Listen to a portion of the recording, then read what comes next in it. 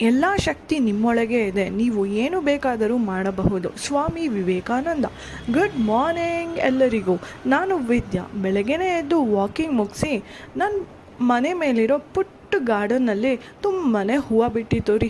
ಆ ಹೂವನ್ನೆಲ್ಲ ನಾನು ಕಿತ್ಕೊಂಡು ದೇವ್ರ ಪೂಜೆಗೆ ಅಂತ ತೊಗೊಂಡು ಹೋದೆ. ನಂತರ ಹಾಲು ಕಾಯಿಸಿ ಎಲ್ಲರಿಗೂ ಕೊಟ್ಟು ತರಕಾರಿ ಹಚ್ಚಿ ಉಪ್ಪಿಟ್ಟು ಮಾಡೋಣ ಅಂತ ಉಪ್ಪಿಟ್ಟು ಮಾಡ್ತಾಯಿದ್ದೀನಿ.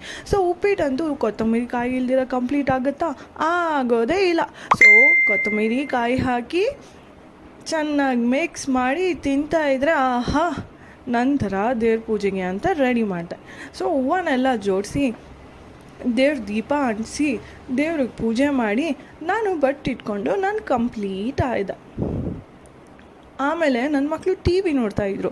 ಸೊ ಅವ್ರನ್ನ ಎತ್ತಾಕೊಂಡೋಗಿ ನಾನು ಒಬ್ರೊಬ್ರಿಗೂ ಸ್ನಾನ ಮಾಡಿಸಿ ಒಂದು ಹೀರೋನ ಹೀಗೆ ರೆಡಿ ಮಾಡ್ತೀನಿ. ಟನ್ ಟಡನ್. ಆ ಹೀರೋಗೆ ವಾಚ್ ಇಲ್ದಿರ